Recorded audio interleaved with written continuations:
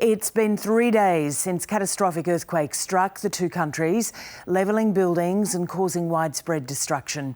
The death toll rose to 11,000 overnight, but there are still scenes of jubilation in both countries as rescue workers continue to pull survivors from the rubble. Australian firefighters will join more than 60,000 rescuers on the ground at the weekend. And as that death toll continues to rise, the Turkish president is facing stern criticism over his government's slow response. Let's go straight to our correspondent Alison Horn in Adana, Turkey. Alison, good morning. So what's the scene like there today? Yeah, good morning, Michael. It's the continuation of what we've seen for the last 3 days, this agonising pull through the rubble. This is another apartment complex that has collapsed here in Adana. This one was an 11-storey apartment complex. It actually came down in the second earthquake, the magnitude 7.5 quake that hit several hours after that extraordinarily enormous first earthquake. And we have been seeing bodies, unfortunately, being pulled from this wreckage today. A few hours ago, it was the body of a young child, and it's incredibly painstaking and laborious work that these rescue operators are going through.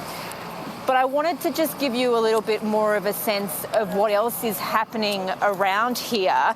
This entire area has kind of been transformed into a bit of a precinct, a gathering area for the families of loved ones who are suspected to still be buried under this building. You can see behind me these piles of wood that are stacked up here because it's so bitterly cold that the families who are gathered here have to be burning these fires to just keep themselves warm. And they're not leaving. They're staying here 24 hours a day to keep weight and to keep watch to find out what has happened to their loved ones. If I can bring you around just a little bit further, you'll see some aid agency tents that have been set up here as well. I'm just going to have to be a little bit quiet, sorry. We've just heard from rescue operators. They've just asked for quiet now. This is what happens. I'm just going to move over here a little bit away from this.